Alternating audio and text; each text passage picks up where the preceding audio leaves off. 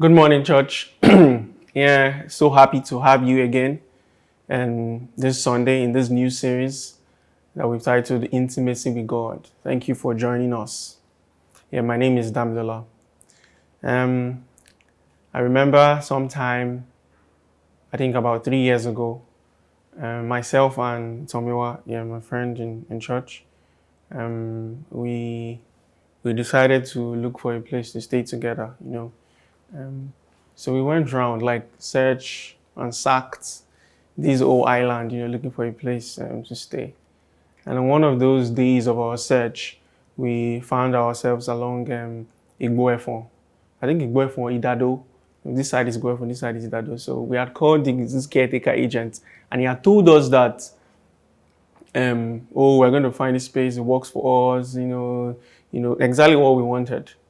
And so we've walked and walked. We've checked other places that other agents had recommended. And then we found ourselves in that street that day. On getting to the street, we called this agent. He would not pick up at first. We called and called. Eventually, he picked up and he told us that, we can't access the place. So the place is locked. Can we come back some other time? We're so tired looking for this house for weeks.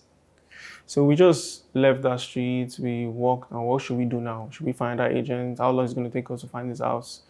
And while we're walking down, we found this huge cathedral. We walked into this cathedral. And it was, like, I think it was a Catholic cathedral. Like, it was, the ambience in these cathedrals now. The graffiti and the glass, the stained glasses, just the rising tower of the cathedral. People have said that they build these cathedrals and older ones that you find in places like Italy and many parts of Europe. They build them so that people can get a sense of the awe of God, of the bigness of God. And sure, I did feel a sense of that. It's been a long time since I found myself in a place like that. I sat on one of the pews. I sat for a while. I was just rested. I even took a walk to the front and just spent looking at the altar. And at some point, I found myself just praying to myself and just finding that place calm enough for me to talk to God. But there was still this, as huge and as towering as those buildings are, it gives me an awe of God. But there is still that, is this God that is so big and so huge, is it close enough? And I read sometime Philip Yancey, a special Christian author. He wrote an article, and then he talked about how he also found himself in a chapel. He found himself in St. Peter's Basilica. One time went for a vacation. So when he got there, he found this choir on that singing praises, and so he was wrapped in this joy, he was wrapped in this wonder and this awe. He felt like the music was carrying him. He felt like the dome where he was standing, that was designed by Michelangelo, probably the greatest artist that ever lived, was carrying him. And only for him to say in the article, at the end of the article, he says this. He says that as Michelangelo's life drew to a close, he penned these lines. He says, "So now from this mad passion, which made me take art for an idol and a king, I have learned the burden of error that it bore. The world's frivolities have robbed me of the time that I was given for reflecting upon God. The world's frivolities have robbed me of the time that I was given for reflecting upon God." We had wandered for weeks, and then we found this place that was like a place of refuge, a place that we felt God more. You see, and the same for Yancy. Our lives, when we look at our lives as Christians or as non-Christians, you see, we are not fulfilled persons who occasionally get lonely. We are not restful people who sometimes experience, we are not fulfilled persons who occasionally get lonely. We are not restful people who sometimes experience restlessness. We are not persons who live in habitual intimacy with God and have only episodic battles of alienation from God. But what are we? We are lonely people who occasionally experience fulfillment. We are restless souls who sometimes feel restful. And we have aching hearts that have brief moments of intimacy with God. The times and space for intimacy are few and far between. What we find are longer moments and periods of distance from God. And you see, the text today, this Psalm 84, is a psalm for the restless, is a psalm for the wanderer, is a psalm for the loner, is a psalm for the homesick, is a psalm for the person who's never felt so intimate with God for a while. Is a psalm for the person who has never felt so intimate with God at all. And so we've rightly titled this one, At Home with God. And we'll look at it in 3 parts. There's no place like home. Home is where your loved ones are, and home away from home. So at home with God, there's no place like home, our first point. So what is this home like? See, in verse 3, we see what the psalmist says. The psalmist says that, and the swallow a nest for herself, and where she may have her young one, a place near your altar. And the swallow, a nest. You see, this home, first of all, is like a place of security. A palace, a place of shelter and safety from storm, a protection from all that can harm us, a place of stability. What we are looking for in our lives is we want to feel that it's safe to give ourselves over to God. We want to feel that we will be received and not be left exposed by God. This is what every heart is questing for. A place of security, a place of stability. You see, many of us understand this very well. In fact, the perfect way to describe our relationship with God is unstable. But then some of us are kind of okay. Some of us will say, you know that you are going to heaven. You know that you believe that God's word is true. You know that sin is bad and you don't disobey. You are not scared of suffering, even if it comes at times, or like times it has come before. You know God will not leave you. You do your devotions on a regular. Prayer meeting and Bible study, you are there. You can even say that you are a very good Christian. And so you're asking, I do all these things right. I tick all of these boxes. I don't understand what this series is all about. Why should I be this close? What is this intimacy all about? I'm stable. You see, but there's more to being at home with God. You need to have a deeper and broader understanding of what it means to be intimate with Him. It's in verse 1 and 2. Look at what the psalmist says. It says that my heart and my flesh cry out. It says, my soul yearns, even faints. Being at home with God also means that you find God as a place that you long for. A place that you long to be. Being intimate with God means that we have a strong desire, a passion for God with all of our being, everything that we have. In the Bible, being at home with God means that it's a place where life flourishes fully, spiritually, emotionally, socially, psychologically. Not just with our heads and our minds, but with our hearts and our souls.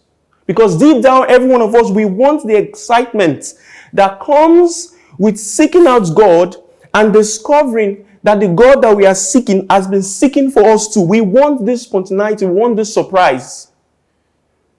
We want, yes, stability. We want a God that is constant, but we also want a God that wants us. We want to want Him too. And many of us want this. You want to wake up at midnight, and just pray for your non-Christian family or friends.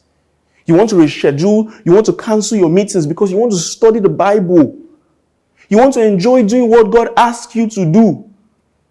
The same way you feel so gladly, so inclined to do it when your babe or when your wife, your new wife asks you to do stuff. How pleasing it is, how eager you are to do so. You see, you want to do things for God and not feel like a boss is ordering you around to do stuff. You know how your boss asks you to do stuff? You don't do it the same way. When someone you love, someone is dear, someone you are chasing, asks you to do stuff, you do it willingly, gladly. That is what we want. We want to be listening to sermons in church and whether online and not be distracted by our phones. Not even knowing when we got on our phones. We want this kind of desire and longing for God. And then some of us might say, whatever, is it that serious? Or some people might say, oh, can God be that real? Can God be that close? Can God be that intimate? Look at verse 2. It says that my heart and my flesh cry out for the living God. It's not a God that is far away. Not a God that stays in one place. Not a God that is an impersonal force. No. A personal and alive, a passionate God. A God who knows that your deepest longings and desires can be filled by Him. The psalmist realizes, I want a living God. This God is alive, is real. You can have this longing and desire for Him. You see verse 1. It says that how lovely is your dwelling place. This was a temple, a very beautiful place. As the psalmist admires this place, say how lovely, how amiable, how beautiful, how dear. But he knows that this dwelling place is not living. It's not the living thing. It's not alive. It's not passionate. You see, he knows that this dwelling place, the architecture of this dwelling place cannot satisfy him.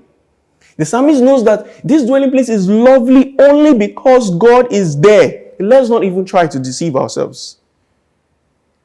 We find many things lovely in themselves apart from God. That job or busy schedule that has kept you from God. Is it not lovely? Like when your boss calls you aside and said, all the time you've spent in office day and night has paid off. We're going to promote you. That busy schedule has kept you away from church, kept you away from God's people, kept you away from being intimate with Him. He said, I pat you on the back and says, you get a promotion. Isn't it not lovely?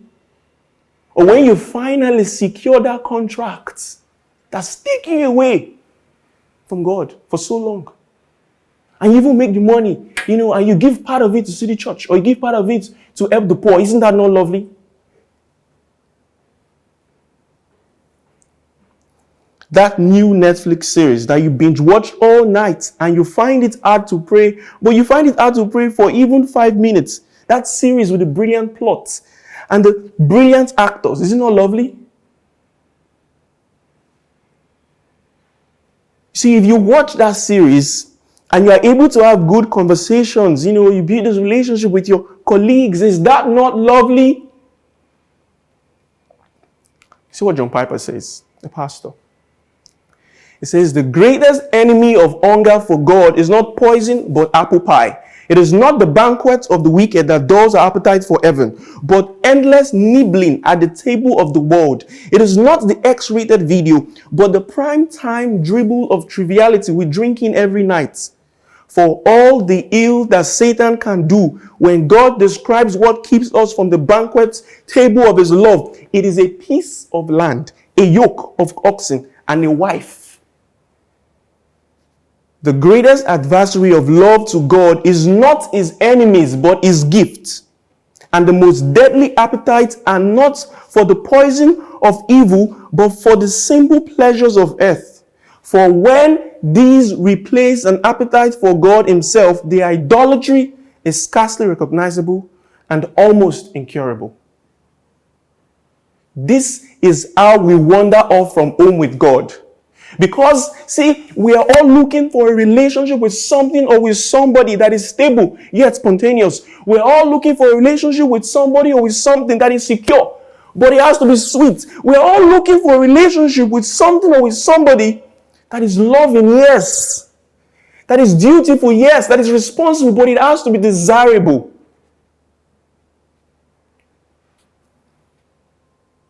Things of this life, the good things of this life are so sweet, so precious to us than the very God who gives them to us most of the time.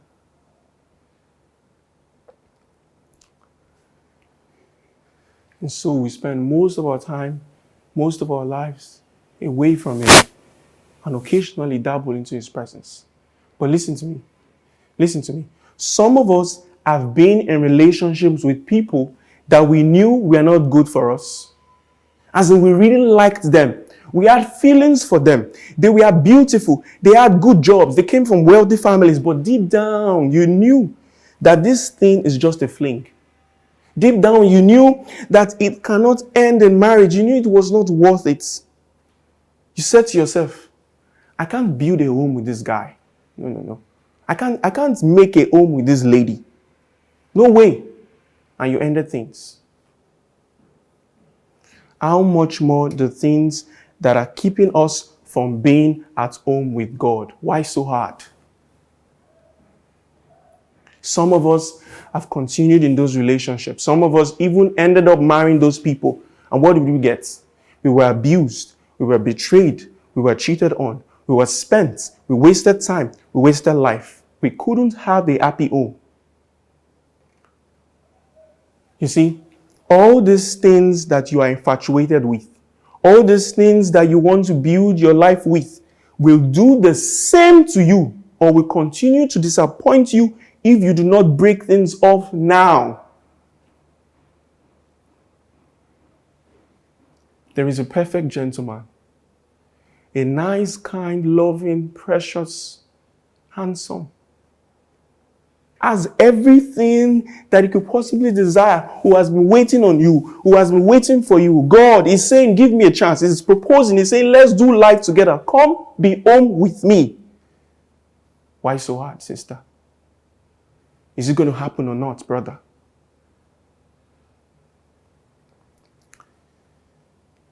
So we are wondering, is it possible for me to ever be at home with God? I have tried everything I can. Yes, it is possible. It is possible. It is possible. Look at verse 3. It says, even the sparrow has found a home. Even the sparrow has found a home. Glory. The sparrow, that most common of birds, that sparrow, that most restless of birds. You see, the sparrow is the most widely distributed bird on the planet. You can find them almost everywhere. They know they stay one place. And the psalmist looks into the dwelling place of God and sees the sparrow there. He says, even the sparrow, it has found home with God. I'm speaking to you. No matter how far you have drifted from God, no matter how sore your relationship with Him, no matter the number of other things or other gods that you have tried or people that you have tried, you can find home with God.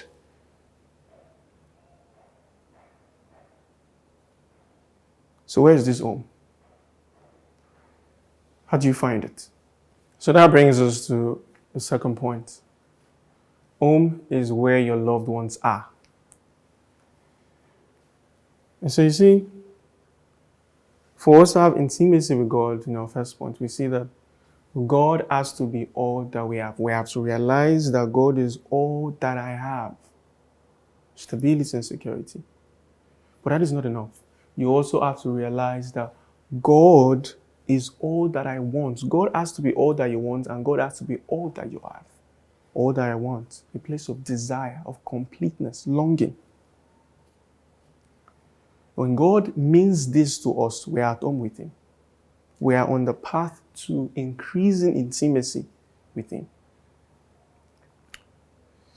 You see something in verse 4. The psalmist wanted to say, blessed are those who dwell in your house. For what? For they are ever praising you.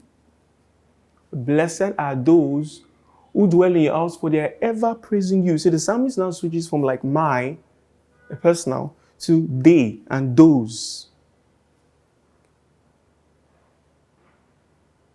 Intimacy with God is fueled by community much more than we think, much more than our culture make us see, much more than even Christendom has made us believe.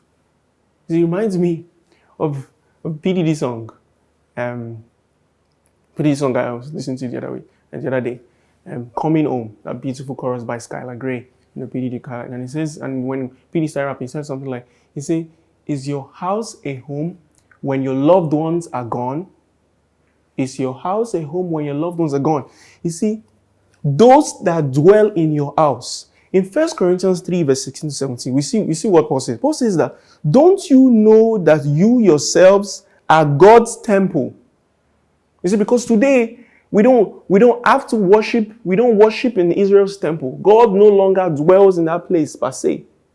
But Paul is showing us here what the temple means in our time. He says, don't you know that you yourself, speaking to the Corinthian church, are God's temple and that God's Spirit dwells in your midst? If anyone destroys God's temple, God will destroy that person. For God's temple is sacred, and you together are that temple, are that dwelling place. But is our reality not the opposite? Church is exactly where you left. For you, church is exactly where you left in order to find home with God. Church is full of irritating people, boring folks, I7 sisters, pretentious brothers, fake and promiscuous pastors. So how can it be? Church that has done so much evil, wreaked so much havoc in this world, be the place to find God, intimacy with God, really? This is several years ago. Carlo Caretto, one of the great spiritual writers of the time, he returned to Italy from Sahara Desert, after many years as a monk among the Bedouin. And then he wrote a spiritual testimony titled, I Sought and I Found. Within this, he just chronicles his struggles with God, and he ends the book with a letter, a love letter addressed to the church.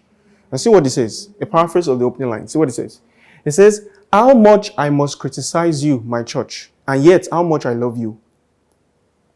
You have made me suffer more than anyone, and yet I owe you more than I owe anyone. I should like to see you destroyed, and yet I need your presence. You have given me much scandal, and yet you alone have made me understand holiness. Never in the world have I seen anything more obscurantist, more compromised, more false, yet never have I touched anything more pure, more generous, or more beautiful. Countless times I have felt like slamming the door of my soul in your face, and yet every night I have prayed that I might die in your sure arms. No, I cannot be free of you, for I am one with you, even if not completely you. Then too, where should I go? To build another church? But I cannot build another church without the same defects, for they are my own defects. And again, if I were to build another church, it would be my church, not Christ's church. No, I am old and I know better. A man who sought God away from community, and then he realized later in his life and say, no, the church community is the place where God has ensured and guaranteed that we will find genuine intimacy with him. You see what the psalmist says? See, this is psalmist in verse 10. I want us to take note of this. In verse 10, the psalmist wanted to say something like, he said, better is one day in your courts than 1,000 elsewhere. I love the Message translation. Look at how Eugene Peterson puts it in the Message translation. He translates that elsewhere as Greek island beaches. Greek island beaches. I have never been to Greek island beaches, but it sounds lovely. It looks lovely, like when you Google it on the internet.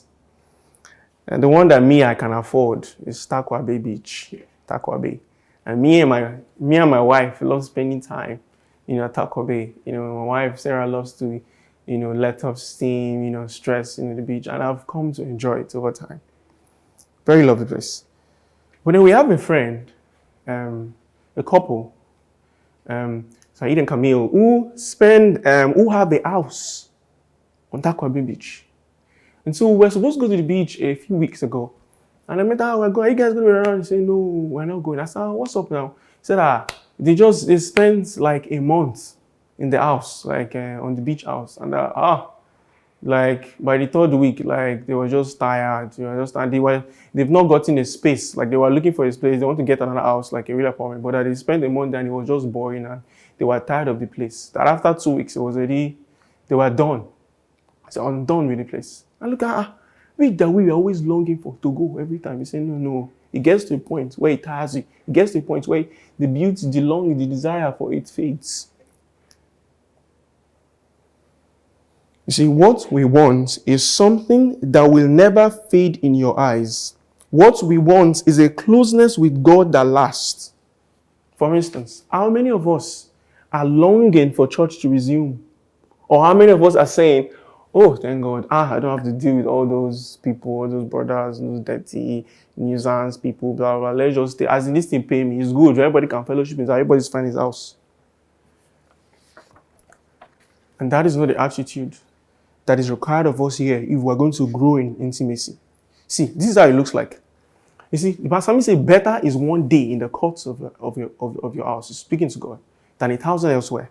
You see, some people consider the church community bad. Some people say it's bad. And these people are like sparrows that just fly over the house of God. They don't perch there. They don't find a home there. They don't build a nest for their young there. They just fly over. They see little or no good in church. They stay far away. They prefer elsewhere, different elsewheres. You see, there is a limit to how close you can get intimate with God. No matter how much of a Christian you are, there's a limit. Another category of people consider community to be good. Say it's good. No, it's good. They think the church community is okay. They think it's cool. You know, some of these people hang around in church. You know, we stay, we dabble in, dabble out. Or some people even stay well, like they serve. They even give, they do much. But they think that they can get what they can get from the church elsewhere. They feel, oh yeah, what the church is doing is good. It's not bad at all. But this is not really special. I can find communities, I can find growth elsewhere, I can find other ways to be bond, to intimate. He say there is a limit to how close you can get with God. But oh, those people who believe that a church community, complete with its flaws, with all the boring people, with all the dirty, growing people, people of various stages and distances and gaps from God, with all of these flaws, all those people who believe that complete with these flaws, that the church is still better than elsewhere. Theirs is the longing. Theirs is the desire. Theirs is the intimacy with God. Let them press on. See, this is how it works. You look at that small graphic on your screen. You see, bad and good keeps you in a place of apathy and indifference. Unwillingness. I don't care. But when you see the church community and God's church to be better, it moves you into the space of longing and desire, without which there is no intimacy. So what else do we see about this church community? You see in verse 5, see what the psalmist says. He says, blessed are those whose strength is in God, whose hearts are set on pilgrimage. Blessed are those whose hearts are set on pilgrimage. You see, growing into intimate with God is a journey. And this is sad. Because we live in a, we can't wait on the queue culture. We live in a, do you know somebody in immigration? Do you know someone at the post office culture? We want the logistics guy, we want the delivery guy to always bring it to us. You see, but this intimacy with God, we will not get from just attending retreats, from just attending crusades, from just attending conferences. No. It does not come from just listening to a new speaker or even listening to a new sermon series. No. You see, we want this intimacy as quick and as impersonal as possible.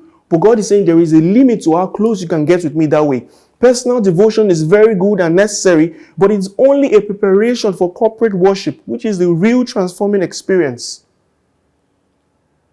For instance, when we gather together corporately as a body on Sunday, or whatever day we gather to sing, to pray, to gather with God's people, you see, when we sing hymns, these hymn writers are using music to express truths that touch not just our heads, but our hearts. But when you sing indescribable love, it gets to you in a way with other people that it does it on your own. You see, Eugene Peterson speaks again of the pastor. See what he says when gathering together, of the importance of the efficacy of community for intimacy. He says, the pastor who has just lived through 6 days of doubt, faith, and blessing with the worshippers speak the truth of Scripture in the language of the congregation's present experience.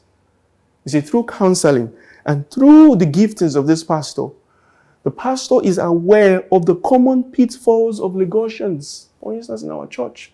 He's aware of the common pitfalls, temptations of people like you And it brings God's word with power to help you, to guide you. This is something you won't have alone. This is something you cannot have all by yourself if you choose to go only the personal route.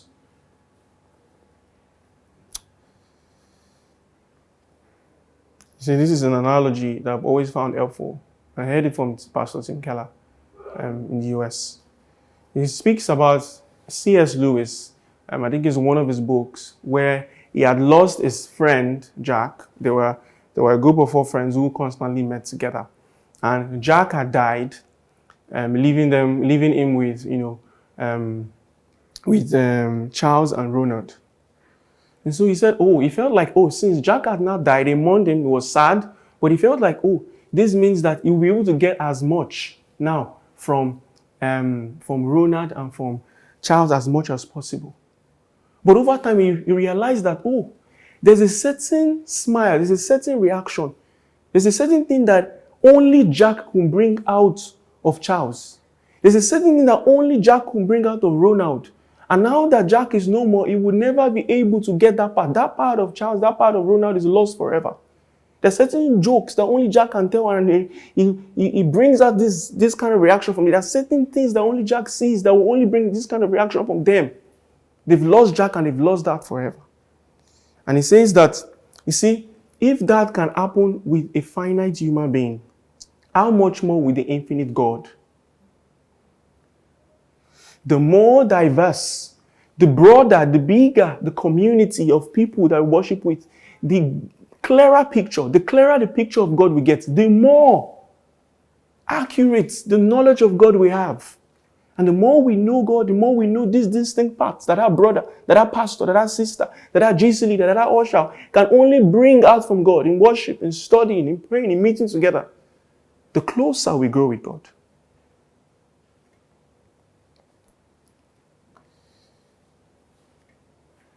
You see, another importance of this community. Growing intimate with God, as you've tried, as you've labored, is hard. It's not easy.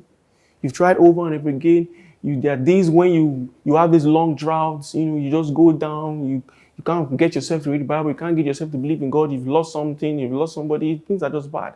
And then you just went to GC. You went to Gospel Community, and just a word, just an opinion, just a word of prayer that someone gave, spurred you up, gingered you. You've tried all by your best, but you couldn't bring yourself up. But just finding yourself in that moment brought you out. He says that as we go through the valley of Baca, they make it a place of springs. The valley of Baca is a place of weeping. It means that we experience dryness, we experience wetness, but in community together we can make it. They make it a place of springs. You see, and if that is not enough, you see, if we try our best and we can't make it a place of springs, he says that the autumn rains come down to fill it with pools. You see, God would not leave us to ourselves when we are in community. God draws closer to us. God helps us to become more intimate with Him the more we spend. The more time and space that we share with our community. It says that they go from strength to strength till each appears before Zion. The number of reasons that we may gather in church. Some of us, we gather in church to connect with culture, to socialize, to expose our children to religion, to be entertained, to sing good songs, just because it's a familiar ritual. The psalmist is saying that, you see, till each appears before Zion, mere gathering together will not do us any good unless we say, I'm coming here to find God. I'm coming here to grow intimate with God. I'm not coming here because I have to, because I've signed a membership booklet. Because if I don't come, Pastor will not call me. Because Pastor will call me. If I don't come, what will they say? What will I be doing at home? You say, no. If that is the kind of heart and mindset you have, intimacy with God is a far cry from you.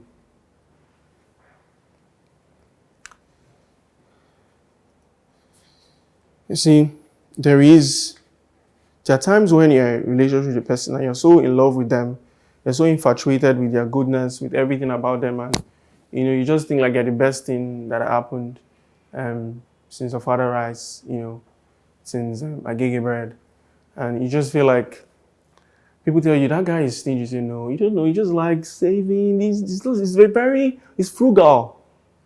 We think, that babe, That babe is not, it's not kind though. Like, how would she talk to someone like that? I say, no now. See, there are things in relationship that you can't see by yourself. That you've only been able to escape out of those relationships because people are around you. Because your close friends, because your close family, because your pastor, because Jesus, you can't see. Love has blinded your eyes. Look at that. It's not, don't go with that person. The same way with Christian community. You see, we will fall, we will stumble, I may not rise, I may not grow intimate with him. Only if we are around these people who can always point us to things, to other gods, other people that we're trying to tie ourselves to, that are trying to find home with, that are not good for us. Yeah, so you see, when we cherish the church community, the community of God's people, and see how significant it is to our growing intimacy with God.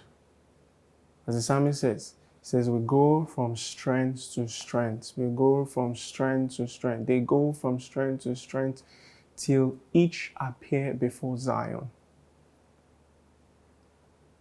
Till each of us. None of us will be left out. None of us will be perished along the way. None of us will not make it. See, all of us, if we have this kind of mind. You see, for us to have this home, for us to have this access, for us to draw this close, what ultimately made this possible? What ultimately made this work? It's Jesus. It is said that Jesus, in Philippians 2, Paul has said that, see, Jesus left his own home. Jesus left his heavenly home. He came to the earth. He left the Father whom he had been with forever, so intimate with, he left and came because of us. You see, and when he came, he said he lived, but he wasn't even born in his home. He was born away from his home in a manger. Away from his home. And when he was killed, he was taken outside the city gate. Hebrews 2 tells us, outside, carried his cross outside, and he was slaughtered, crucified outside the city gate. Why? So that we can have this access, so that we can even speak of a God that draws so near to us, so that we can even speak of a God that we can feel, that we can be intimate with, that we can be close with. It is Jesus that makes this possible. You see, but as we've been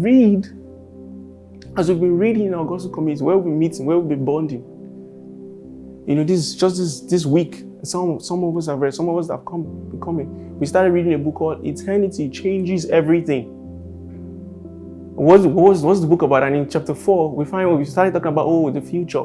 How in the future we're going to have this, we're going to have that. Some things in this world will go, some things will remain, and some things will come anew. Some things that have been in the Garden of Eden, and some new things that are not in this world. Sickness will go, and we'll have this perfect life. We'll have this place. But he says, see, all of these things are not enough. Say, if in the world to come, if we have everything renewed, if we have everything perfect, and then we have no God there, you see, chapter 6, he said, and he will dwell there. If God does not dwell there, the psalmist said that it made no sense. The writer said it makes no sense eventually. And he illustrated this with an example. He said when he goes for vacation at times, to his grandmas and grandparents when he was young, and he was going to have chocolates, they're going to go for playtime, they're going to swim, they're going to do all sorts of things. You see, but when they arrive, it is his grandparents, his grandpa, his grandma that he rushes to meet, that he rushes to embrace. He's not asking them first of all, chocolate or this, because he knows that once with his grandma or with his grandpa, those things are guaranteed, those things are sure. You see, as much as we'll find a home here with God, if we cherish a community, there is a home that is away from home. As in the true home that is away from this home that we might have with him. Home that is to come. You see, the church in this time will not mediate God fully. It will not mediate God totally, purely. But then, see, in Revelations 21 and Revelations 22, what does John the writer say? He says that we will see God face to face. You see, in this psalm, the psalmist says that for the Lord is a sun and shield. What did John say? John said that the Lord will be the light of this city. The Lord will be the light of this home. The Lord will be the sun.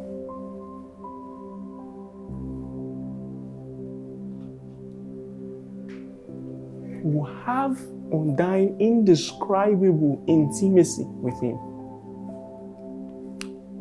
This is what we long for. This is what we look forward to.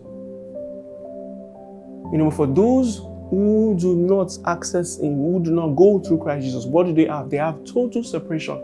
You see, in this life, you still have some kind of connection. You still have the rain that falls on children of God, falls on everyone. You see, this rain, this sun shines on everyone. But in the world to come, if we do not put our trust in Christ, if we do not accept Him, it says that you will be totally, eternally separated from Him.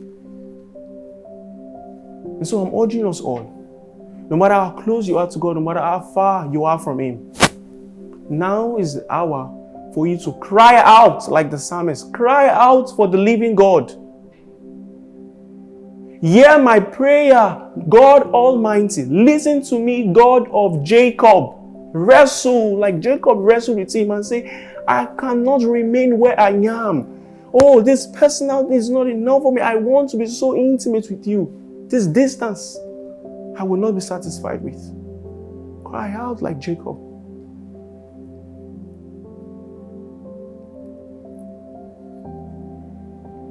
I want to leave us with two questions.